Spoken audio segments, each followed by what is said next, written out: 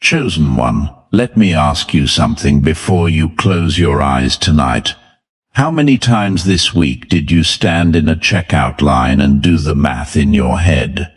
Not on paper, in your head. Quietly, so no one behind you would know. You looked at the little screen, you watched the number climb, and somewhere around the third item, you made a decision you didn't announce to anyone. You reached into the cart and you put something back.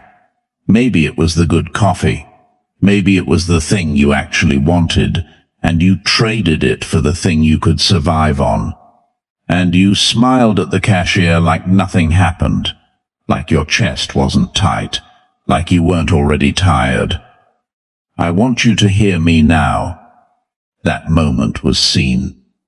You think nobody noticed. You think that little private surrender at the register was invisible.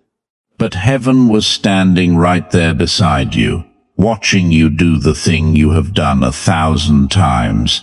And I need you to understand something tonight that is going to change how you sleep. You are not here by accident. You did not stumble on to these words on some random night when you couldn't stop thinking about money. You were led here, this exact moment, this exact word, on this exact night, when the numbers in your account are pressing on your mind like a hand on your chest. This was arranged. And here is the first thing I want to loosen off of you. The exhaustion you feel from counting every dollar is not the sound of God forgetting you. Hear that again. The tiredness of budgeting down to the last coin, of stretching one paycheck across too many days, of lying in bed running the same anxious arithmetic over and over until your mind finally gives out.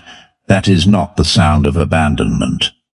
The enemy has been whispering that it is. He has been telling you that if God really loved you, you wouldn't be doing this in the dark. He has been telling you that your empty places are proof of your failure, that the lack is a verdict, that somewhere along the way you did something wrong, and this is the sentence. But that is a lie, and tonight I am pulling it out by the root, because there is a difference between a punishment and a preparation, and almost nobody teaches you how to tell them apart. A punishment has no future in it. A preparation is heavy on purpose. What you have been carrying is heavy, yes, but it has a destination, and the weight was never a sign that God walked away from you. The weight was a sign that something is being built that can only be built in people who learned to be faithful while their hands were nearly empty. Think about that. Really think about it. You have watched other people spend without flinching.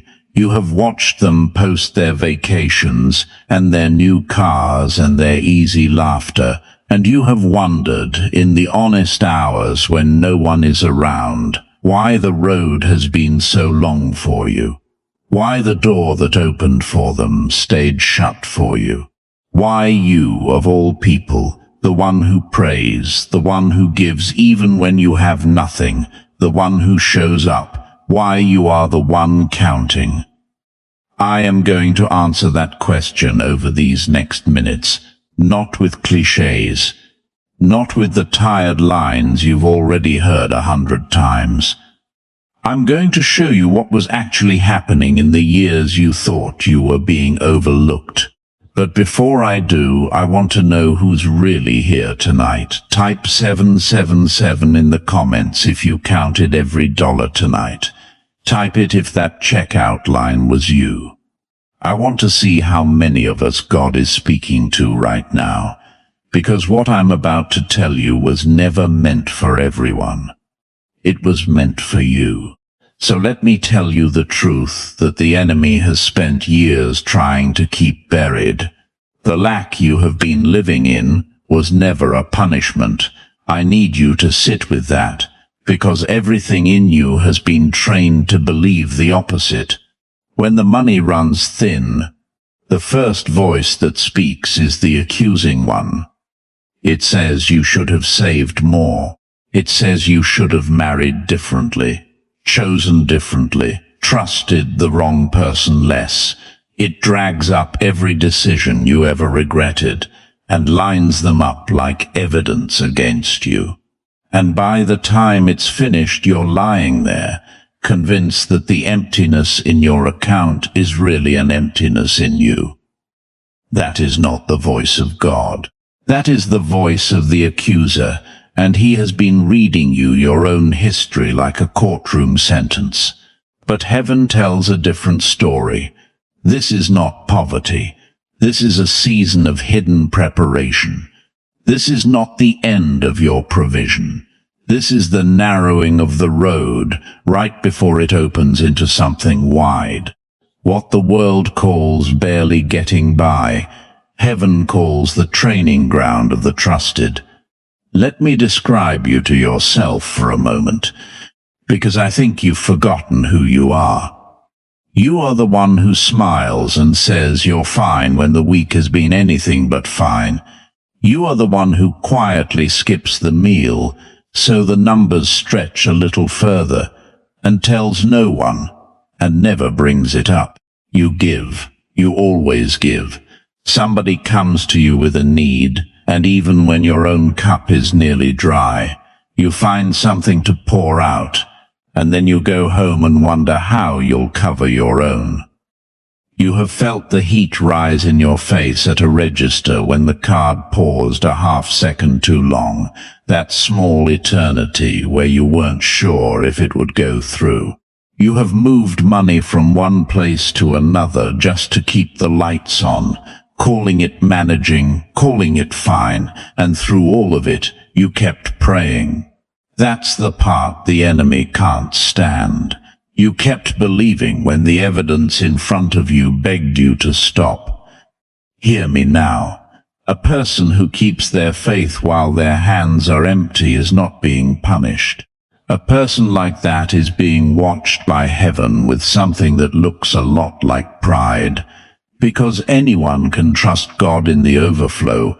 Anyone can praise when the account is full, and the bills are small and the future looks soft.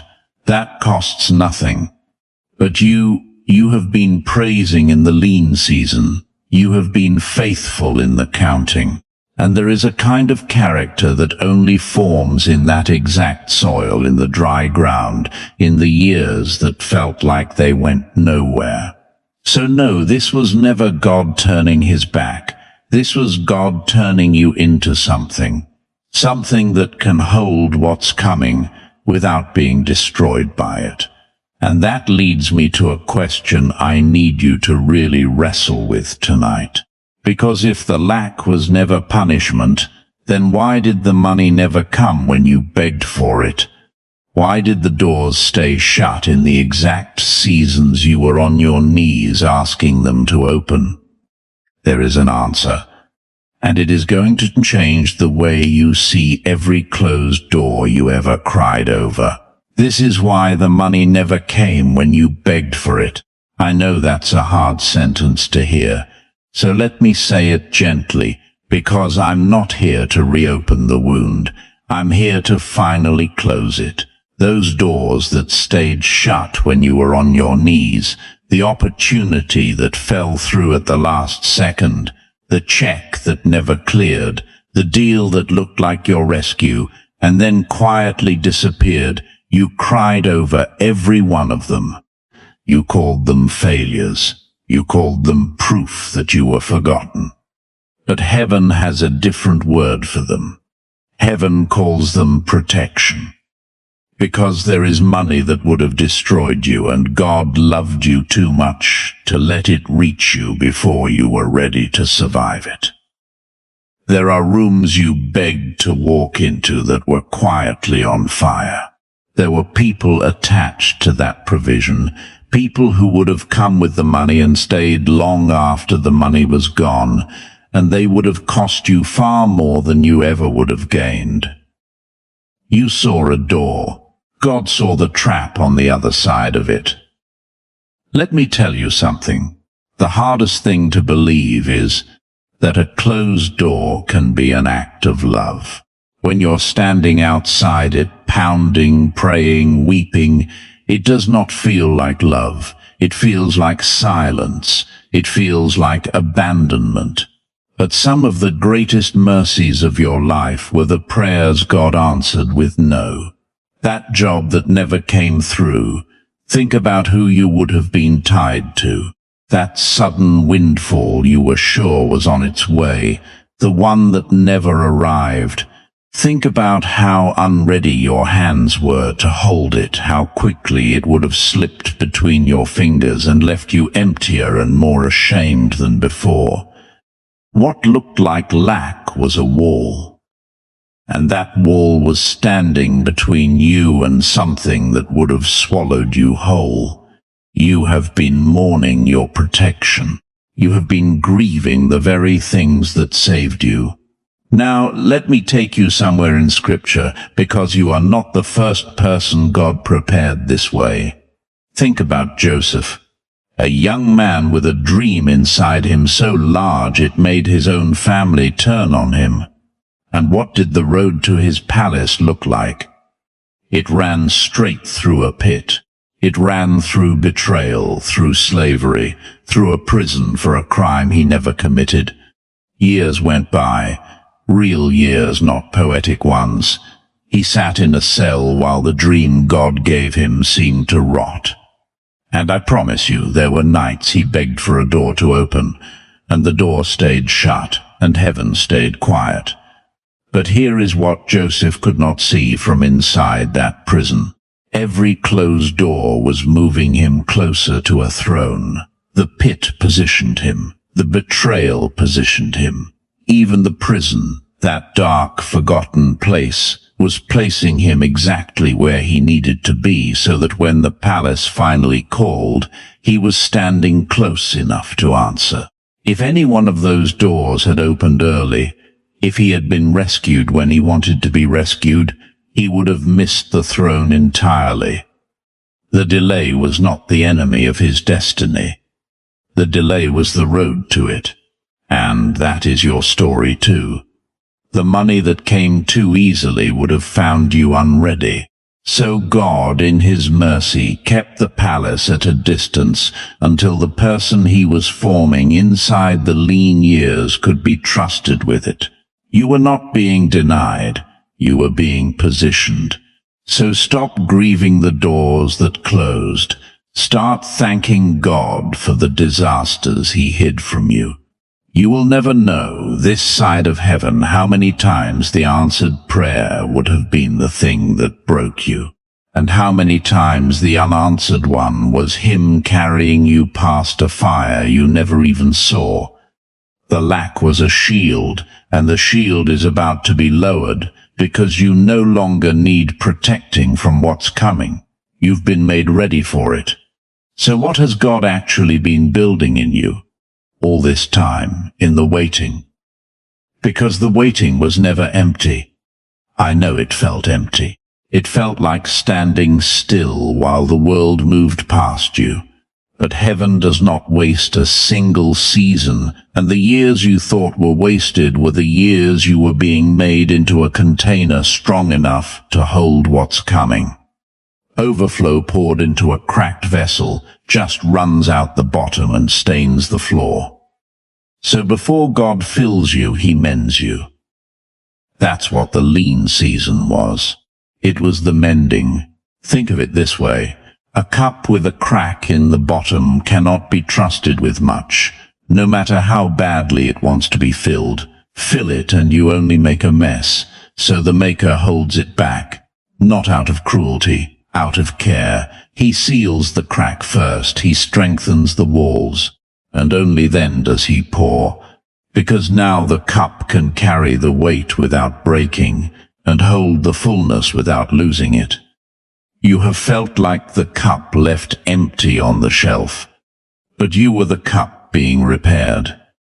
Let me take you to a woman in Scripture who understood this in a way most of us never have to. There was a widow in a town called Zarephath, and she was down to nothing. Not down to a little, down to nothing. A famine had scraped the land bare, and she had exactly one handful of flour left in a jar and a few drops of oil in a jug. And she told the prophet Elijah plainly that she was gathering a couple of sticks to make one last small meal for herself and her son, so they could eat it and then die. That is how empty she was. She was not budgeting. She was saying goodbye.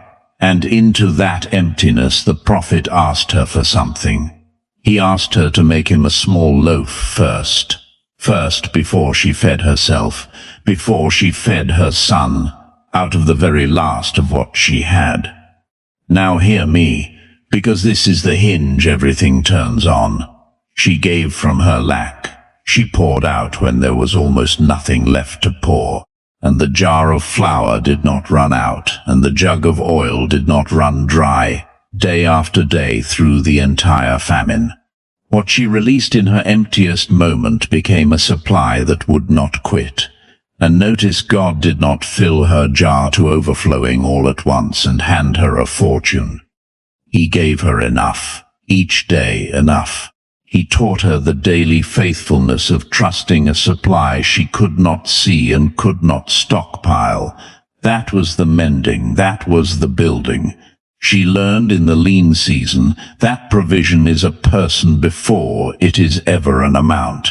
Remember Elijah himself earlier, sitting by a dried-up brook while ravens brought him bread. Ravens. Birds that hoard, birds that steal, dropping food into the hands of a hungry prophet morning and evening. God will use the most unlikely means to prove a single point to you. And the point is this: your supply was never tied to what you could see.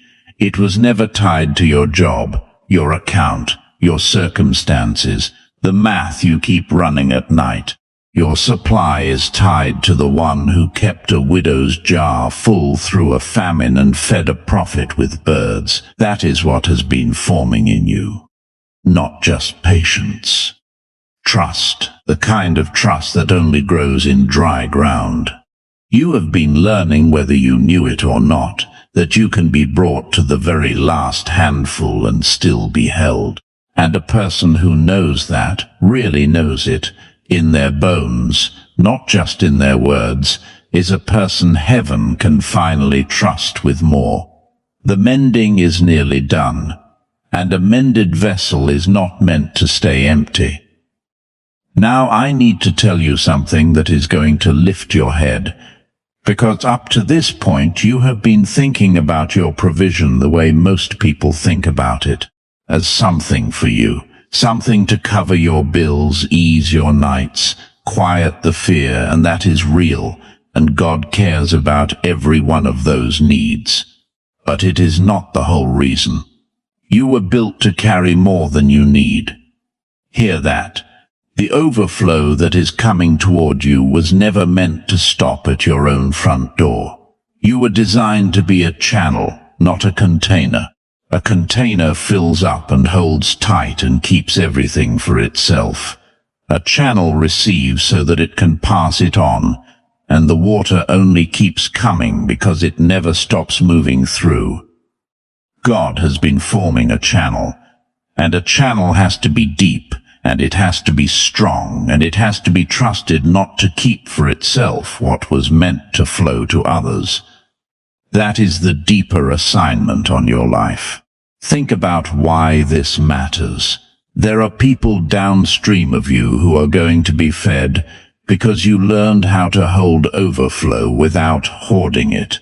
There is a family member who is going to be lifted, a stranger who is going to be stunned by a kindness they can't explain, a ministry, a neighbor, a child, someone whose name you don't even know yet, whose breakthrough is quietly wrapped up inside of yours. When God moves you from surviving to overflow, He is not just answering your prayer. He is answering the prayers of people who are waiting on the other side of your obedience. And now you understand why the training had to be so thorough, because you cannot trust a hoarder with a river. A person who was handed abundance without ever learning the ache of lack will clutch it, will fear losing it, will build higher walls and call it wisdom. But you know what it is to have nearly nothing and give anyway. You have already proven, in the leanest years of your life, that you will pour out even when your own cup is low. Heaven watched you do it. Heaven watched you slip something to someone in need when you had no business giving, and go home and figure out your own way through. That was the audition, and you passed it in the dark when you thought no one was keeping score. That is exactly why you can be trusted now. The world hands abundance to the wrong people all the time, and you have watched it, and it has made you bitter some days if you're honest. But God does it differently. He waits. He forms the giver first, and then he gives them something worth giving away. He was never going to place a river in the hands of someone who would dam it up. He needed a channel, and you became one in the very seasons you thought were breaking you. So this word is not just about relief coming to you. It is about release coming through you. The pressure you have felt was the pressure of something being deepened, widened, made ready to carry a flow that will bless people for years. You are not the end of the blessing. You are the beginning of it for someone else. If that stirs something in you, if you can feel that you were built to be a channel of overflow and not just a place where it stops, then I want you to mark it right now. Type 444 in the comments. Type it if you are ready to become a channel that God can trust. Type it as a declaration, not a wish.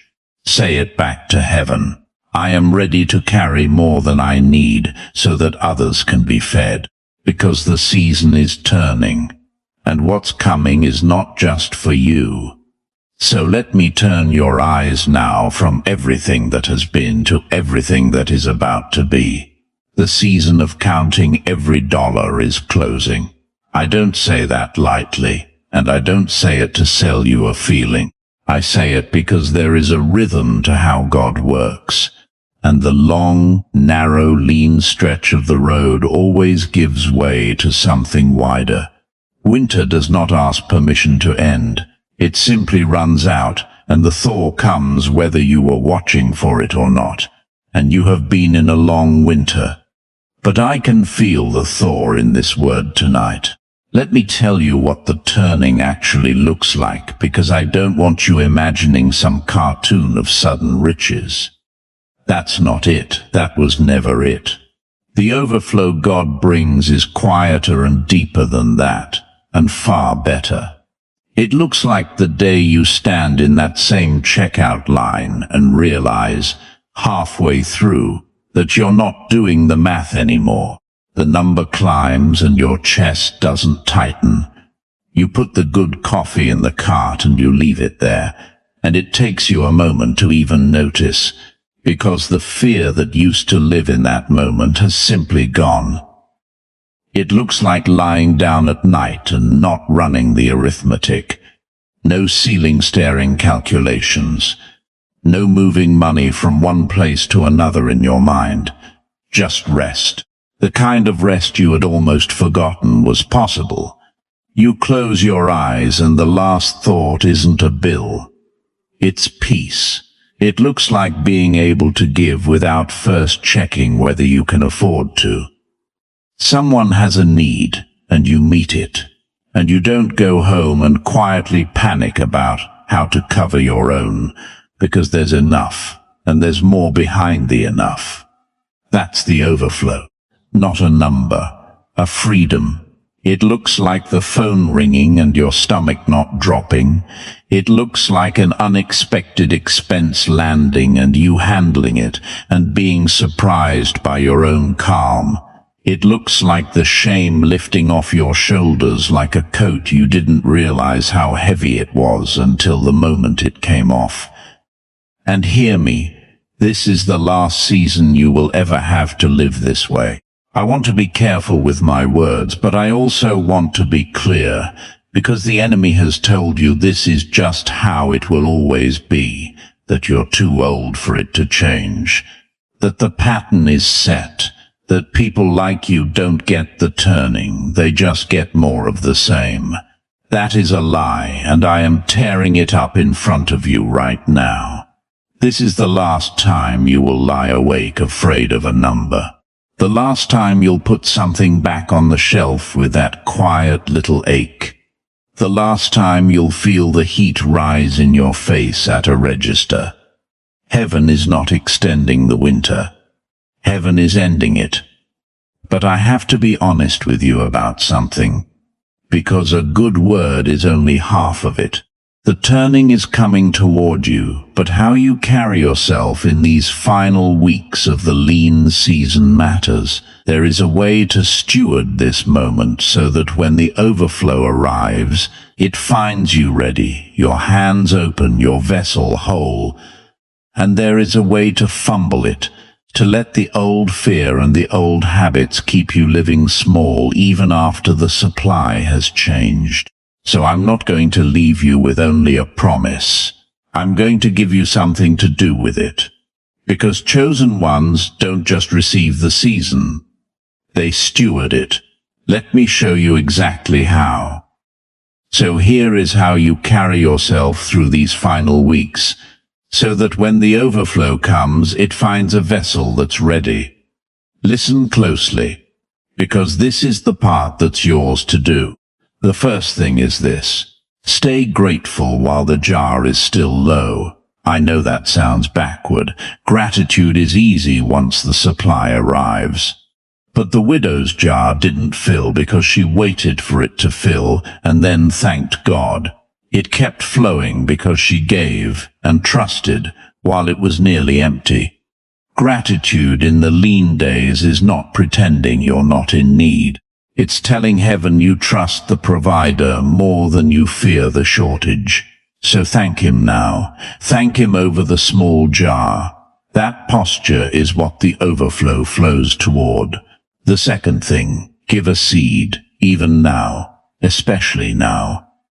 I am not telling you to give what you don't have, or to be reckless with the little you're holding. I'm telling you not to close your hands in fear, because a closed hand cannot receive. Find something small to release, a kindness, a portion, a bit of your time, a meal for someone hungrier than you. The widow made the small loaf first. You keep the channel open by letting something move through it, even a trickle, even now. The third thing, and this one is heavy, so let it land. Stop speaking poverty over your own life. Listen to how you talk about yourself when no one's correcting you. I can't afford anything. I'll never get ahead. This is just how it is for me. Every one of those sentences is a nail, and you have been building a house you don't want to live in. Your words are seeds too. So starting tonight, guard your mouth. When the fear rises, don't agree with it out loud. You don't have to lie and say you're rich. Just stop cursing your own future with your tongue. The fourth thing, close the door on shame. The enemy's whole strategy in the lean season is to make you feel like less of a person. Like your worth is tied to your balance. It never was. You are not your account. You are a chosen one who was being prepared. And there is no shame in the preparation. Refuse to carry the embarrassment anymore. Set it down. It was never yours to hold. The fifth thing, get your vessel ready. Prepare to receive. This is practical and it is spiritual at the same time. Open your heart to the idea that it can actually change, because some of you have protected yourselves from hope for so long that you'll block the very blessing you've been praying for just to avoid being disappointed again. Don't do that. Let yourself expect. A vessel turned upside down catches nothing, no matter how much rain falls.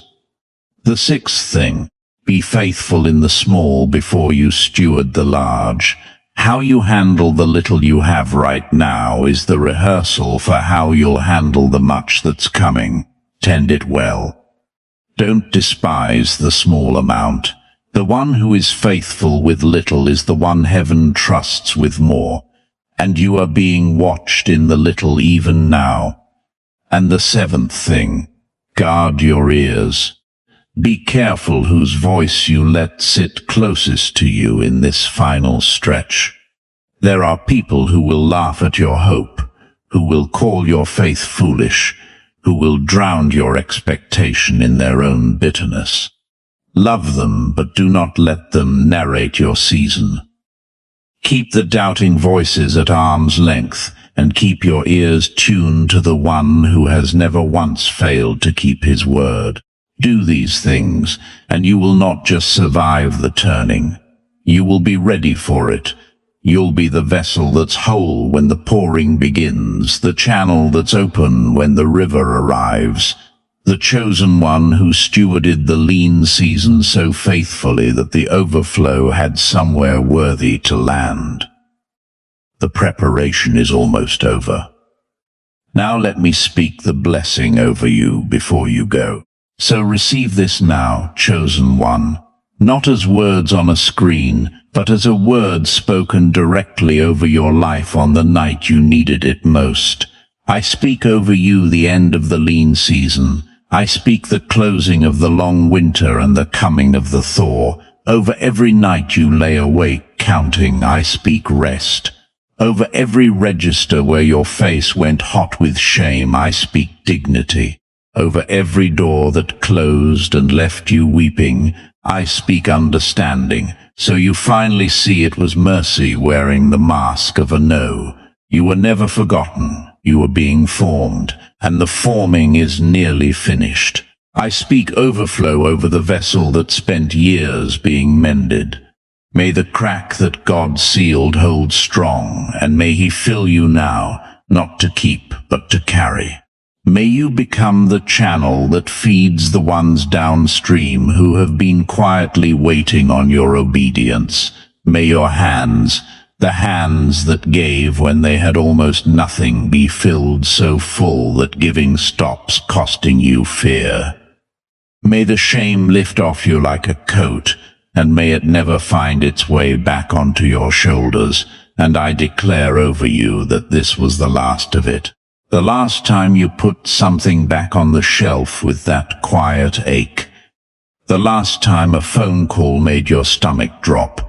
The last time you moved money in the dark just to keep the lights on. Not because your faith earned it, but because your season has turned. And the God who kept a widow's jar full through a famine has not lost his touch and has not forgotten your name. You have counted every dollar for the last time, chosen one. What comes next you will not have to count. You will only have to steward and share and stand amazed. If this word found you tonight, if you know it was for you, then seal it. Type 777 in the comments. Type it as an agreement between you and heaven, a way of saying, I receive this over my life. I believe that turning has come, and if these words lifted something off of you, don't keep them to yourself. Somewhere out there is another chosen one, lying awake with the same tight chest, doing the same quiet math, believing the same lie that God forgot them. Share this with them. Be the channel even now. Subscribe and stay close, because there is more coming, more words, more truth meant for this exact season of your life, and I don't want you to miss the next one. Turn on the bell so heaven can reach you again. Now go and rest. Really rest. The counting is over, and the overflow is already on its way to your door.